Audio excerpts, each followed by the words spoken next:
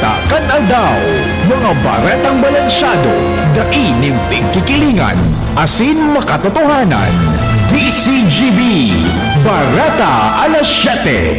Mga preskong bareta sa lado lokal, nasyonal, internasyonal, asin iba pa. Bareta alas 7. Digdi sa GB, garantisadong bareta.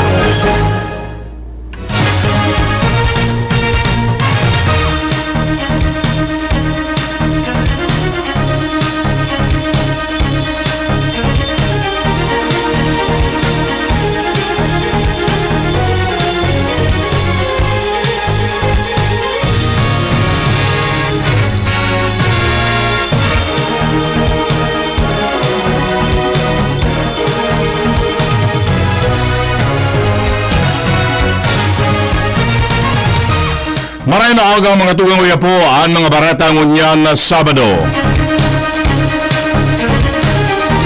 Enot sa headlines kan mga barata. Sa lado lokal,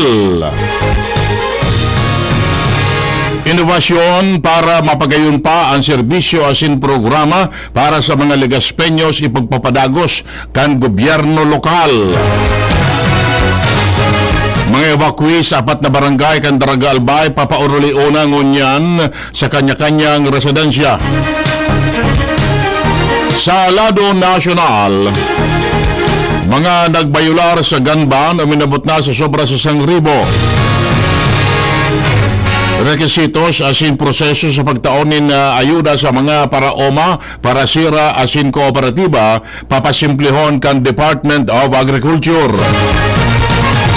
Angkla na nakuha kan Philippine Coast Guard sa Baho de Masinloc gagamito na ebidensya kontra sa China. Sa ibang nasyon, New York nasa state of calamity dalan sa maiwasan na pagbabaha.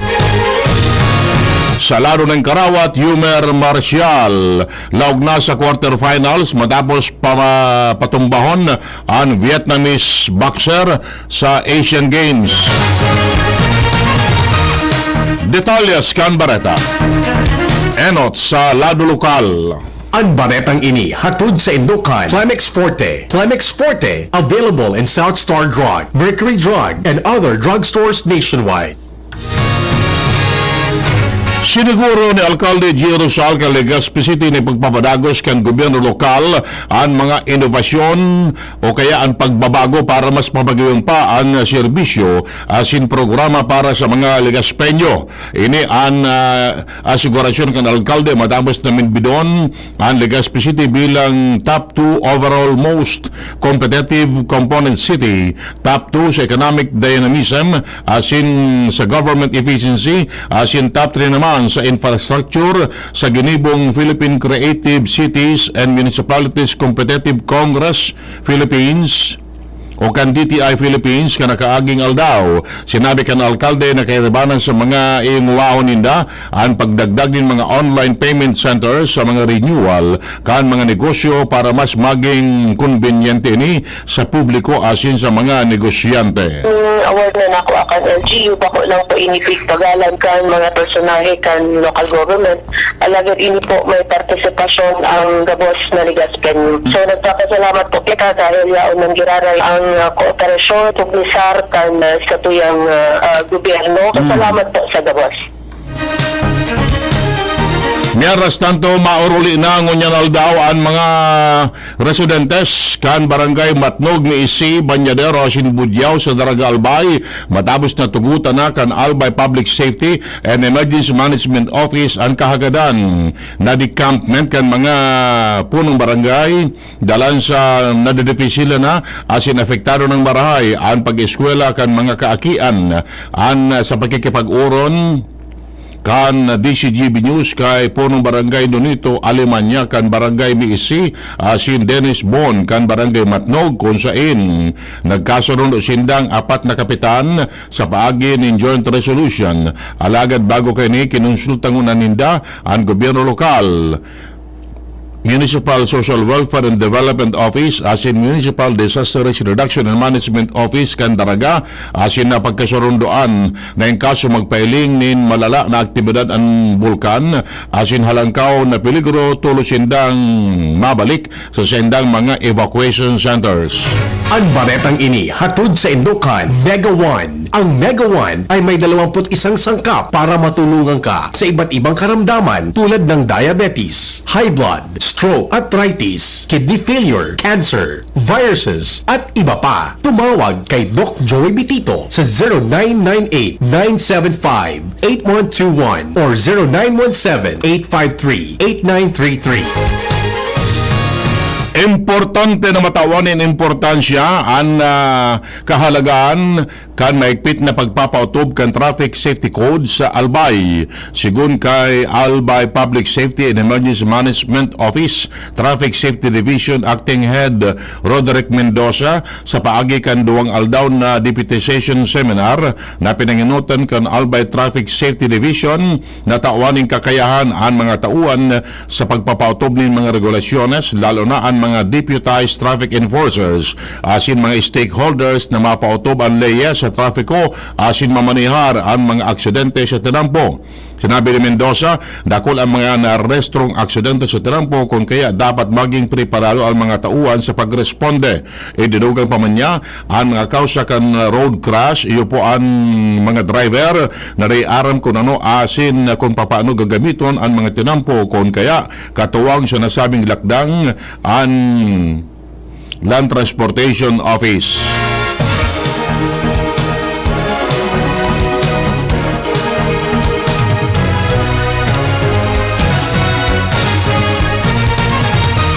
Isasarado sa bulos kan trafiko ang sentro kan Santo Domingo Albay poon dyan alas 12 nin Odto para matawan in dalan ang Santo Domingo Town Fiesta 2023 Civic Military o Civic Parade.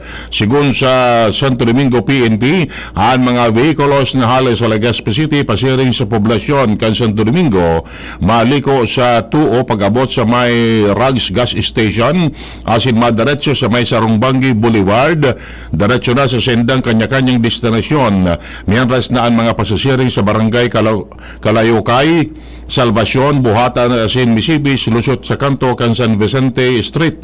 Mientras na ang mga jeep na biyaheng Tabaco City mawala pag-abot sa may Santo Domingo Cemetery asin maagi sa Torres Los Santos Road asin malusot sa barangay Santo Niño. Sigun sa gobyerno lokal, ang asembleya kan mga partisipante sa parada gigibon sa Santo Domingo Central School.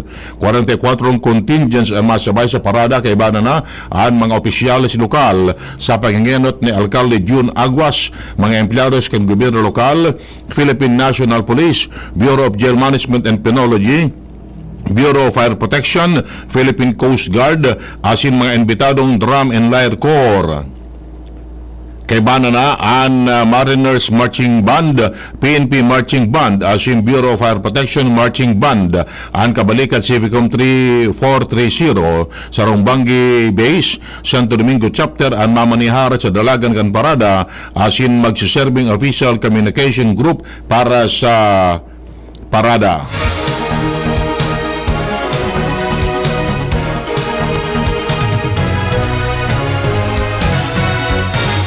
Mientras tanto, makatindog barahibo asin nakatabang sa pagpapatalubo kan pagtubod sa mahal na Diyos ang ginibong Marian Liturgical Concert kan St. Dominic de Guzman Parish, Santo Domingo Albay, Kasubanggi sa pakikipagtabangan kan simbahan sa SD Artistry sa Rong Collective asin grupo nin mga artist asin mentors kan Santo Domingo. Naging magayon asin matriumpo ang nasabing aktibidad.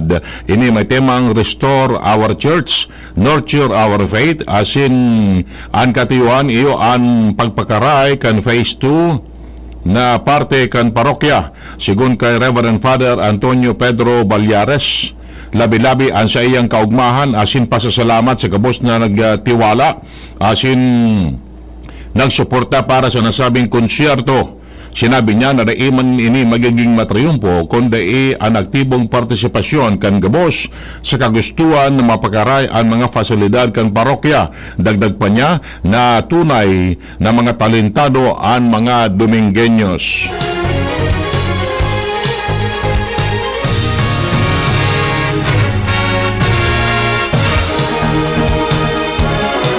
Siniguro kan gobyerno lokal kan Kamalig Albay na matatawanin matanos na babalyuhan ang mga residentes na maapektaran kan Philippine National Railway South Long Haul Project.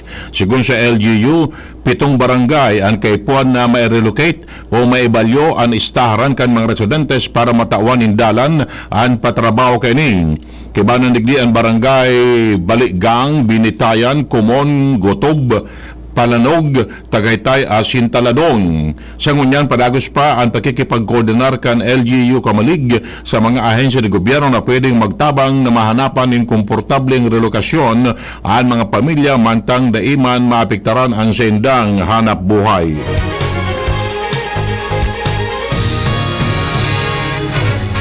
Pinauna kan gobyerno lokal kan ginubatan Albay ang distribusyon ng livelihood support sa mga pamilyang nakauli na sa sendang residensya matapos ipag-orden Alkalde Chino Garcia ang decampment kan mga ini kan mga nakaagi aldaw.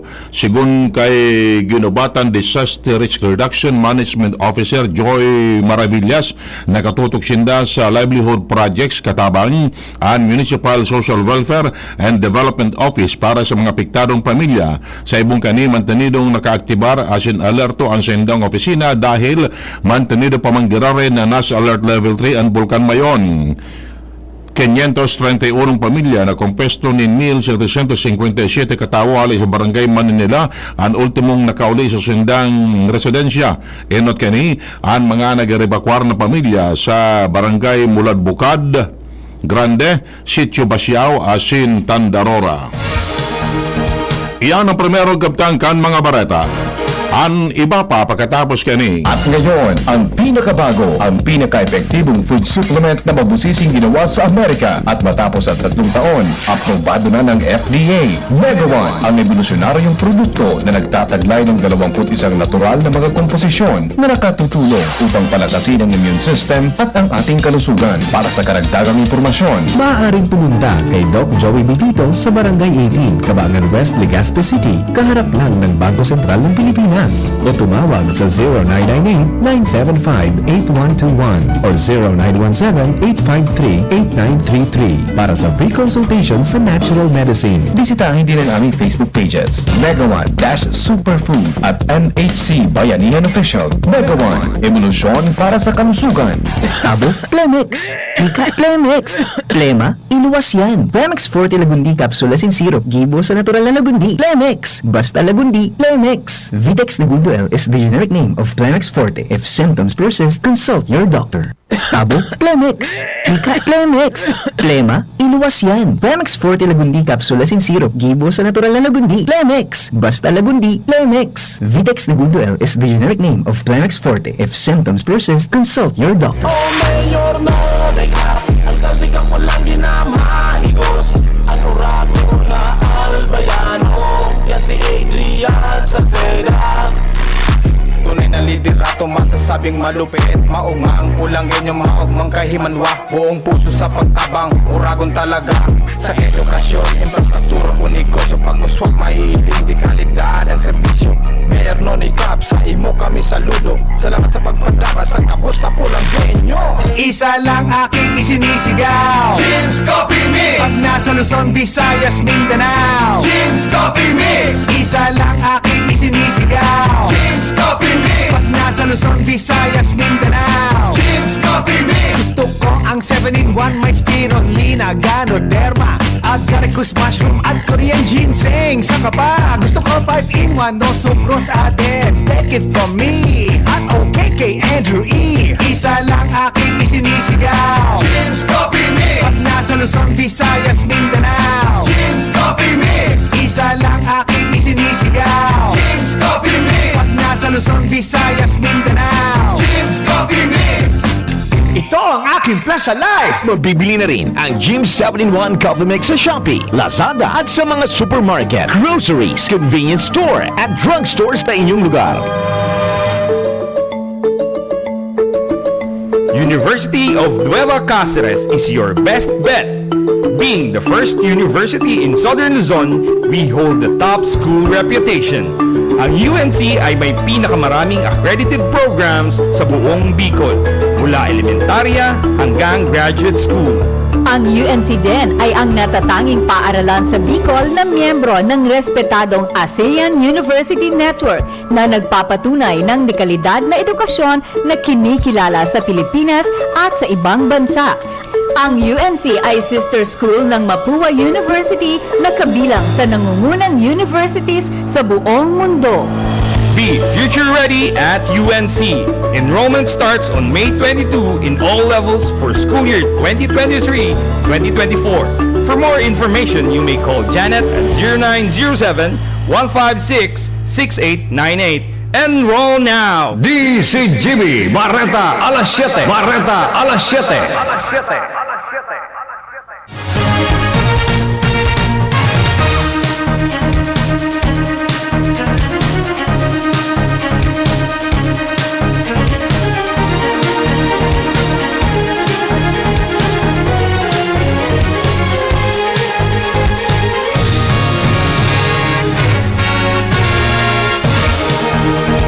Detalles kan Bareta sa Lado Nacional.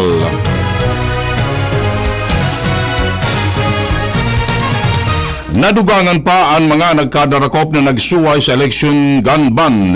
Sigun kay Philippine National Police PIO Chief Police Colonel Jean Fajardo, sa pinakauring datos uminabot na sa 1063 ang mga individual na nadakop kan pulisya dalan sa pagsuway sa gun ban sa nasyon. May kinaraman sa pararaning barangay asin sanggunian kabataan election sa Oktubre 30. Sa nasabing numero, pinakadakol ang nadakop na sibilyan na may 1,000.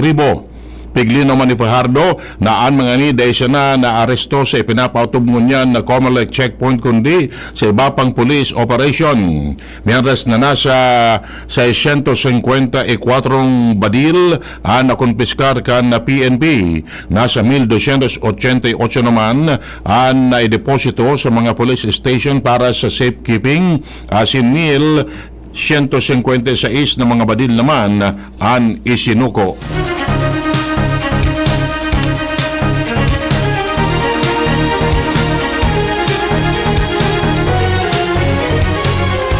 Target ni DILG Secretary Benhur Abalos na gibuhon na mandatory sa gabos ng mga barangay sa bilog na Pilipinas and Peace Education asin isabay sa kriteria para sa Seal of Good Local Governance Award.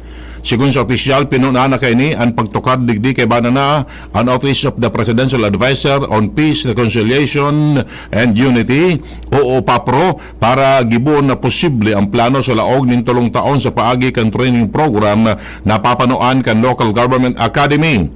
Pwede ining maging parte kan sa indang programa para sa katrangkiluan pagdumaan sa mga grassroots asin pagkikipagdialogo sa mga tao para maaraman ang sa indang kaipuhan asin masimbagan ang mga ining.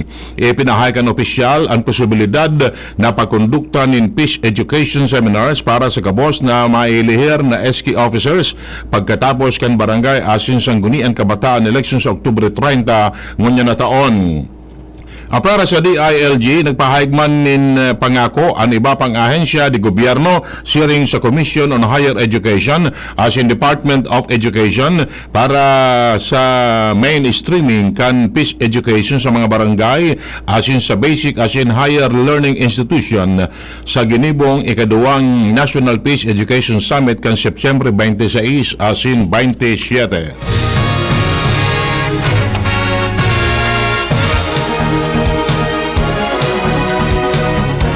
Kabanga kan mga Pinoy anday na ugma sa K-12 education system sa nasyon base sa survey kan Social Weather Station. Nagluwa sa survey na 39% sana kan 1,500 na adult respondents ang nagsasabing kontentado sinda o naugma sa K-12 program. 9% ang daing desisyon. Mandang kadaklan man kan mga Pinoy o 89% kan hinapot ang mas gustong Hunyo sagod Marso ang academic calendar. Mantang 10% ang mas bet ang September sagod Hunyo. Ginibo ang survey poon Hunyo 28 sagod Hulyo 1 sa enterong nasyon.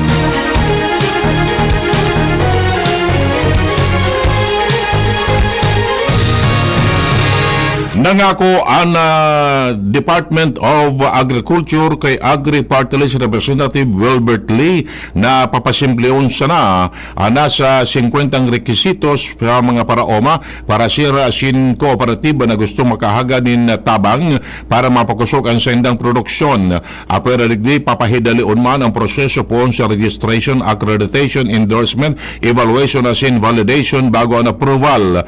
Ang commitment kandi ay nakuha ni Lee kan magsalang ang 2024 proposed budget kani sa deliberasyon kan Kamara.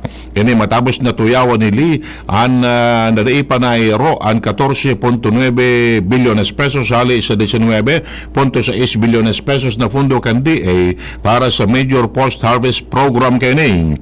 Makadisganaron asin nakakapanghinayang para kay Lee dahil sa bagulbol na paggastos kan Department of Agriculture nagarong dai napapakinabangan kan mga namamanuaan na fundo na nakatagama para sinda tabangan.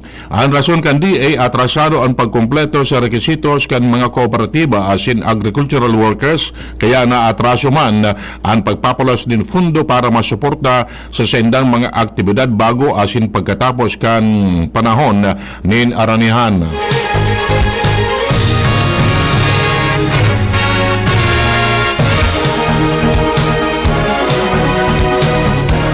Mientras tanto siniguro ni Presidente Bongbong Marcos na padagos na idedefensa kan Pilipinas ang diretso kani sa West Philippine Sea. Sigun sa Hepe Ekotibo, dahil siyang nailing na problema mananong sa paghali kan floating barrier na ibinugtak kan China sa parte kan Baho de Masinloc dahil ang nasabing lugar sakop talaga kan Pilipinas. Ibigaras man ni Marcos ang matapos sa lion ang mga floating barriers, ang mga lokal na parasira na nakalaog sa lugar, yung tulos na nakapagsira asin nakadakop nin nasa 164 toneladang sira sa laog nin Sarong Aldao. Sinabi niya na kung dae tatanggalon ang barrier, dakula ang mawawara sa mga Pinoy na parasira. Sa hintanong nindo na sagkod mapapwede, malikay ang Pilipinas sa anuman nakararabokan, iwasan man ang pagbahag ng mga mainit na tataramon alagad makusog ang gigibo na pagdefensa sa teritoryo kan Pilipinas.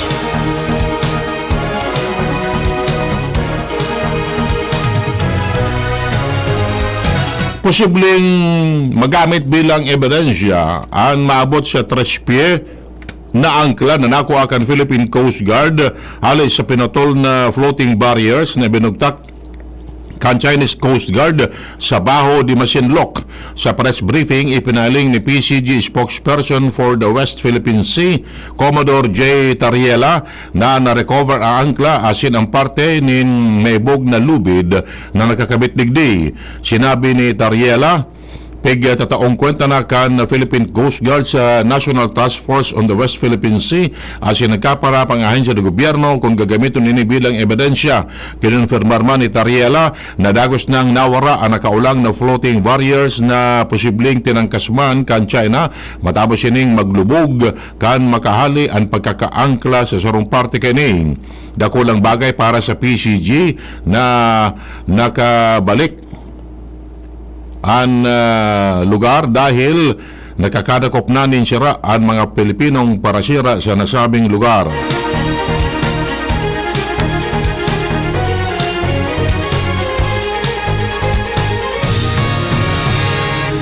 Bareta hali sa ibang nasyon.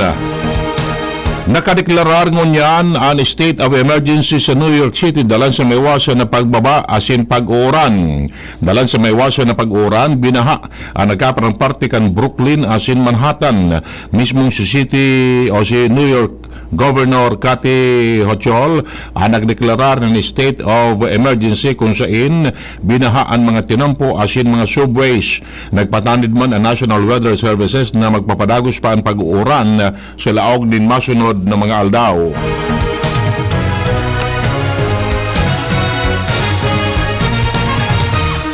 Sa lado ng Karawat, laog na sa light heavyweight quarterfinals ka 19th Asian Games si Pinoy boxer Yumer Marcial. Ini matapos na daugon niya si Nguyen Man Kuong kan Vietnam.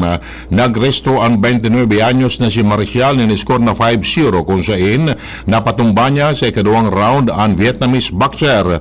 Meres na nagpalyarman ang surupang Pinoy boxer na si John Marvin laban kay Jong Haimin kan Korea sa sendang heavyweight fight. Dalang digdi, iguana sa ng duwang boksingero ang na Pilipinas na may tsansa na makakuanin medalya.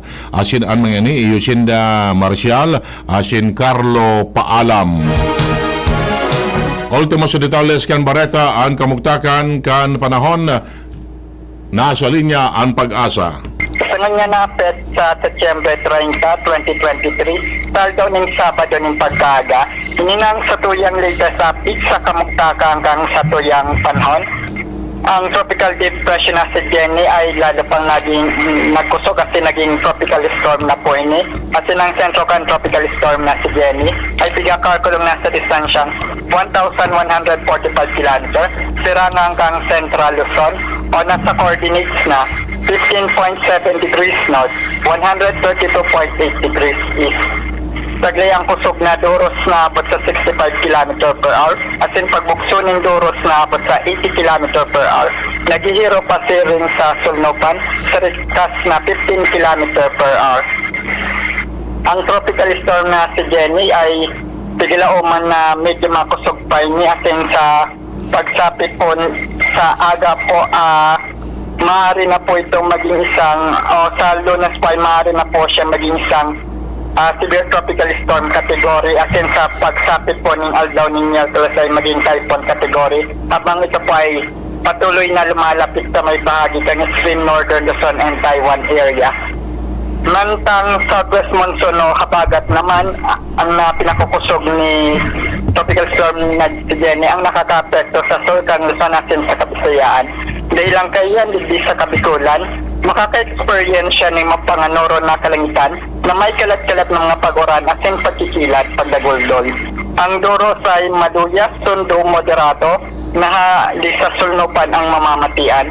Ang mga baybaying dagat asin kadagatang kang Kabikulan, magiging banayad sundo sa moderato ang pagukol. Tinatayang agwat ng temperatura pigila umampoon 24 sundo 32 grados sentigrado.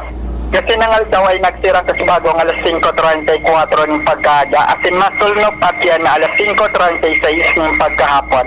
Ini si Melvin Almuela reporting live ADDP sa DOST Pag-asa, Legazpi.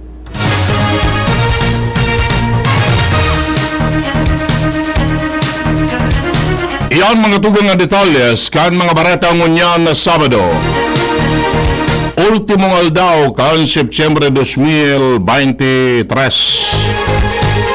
Sa pangarakan mga pagriba, Mardila, Angel Mostaza, Jenny Matthew Balyaran sa Newsbase, June Napoles sa Lado Technical, si Riman ang Pag-asa.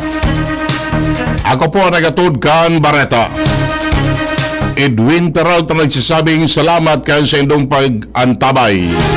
By the way, happy birthday and more birthdays to come to our President.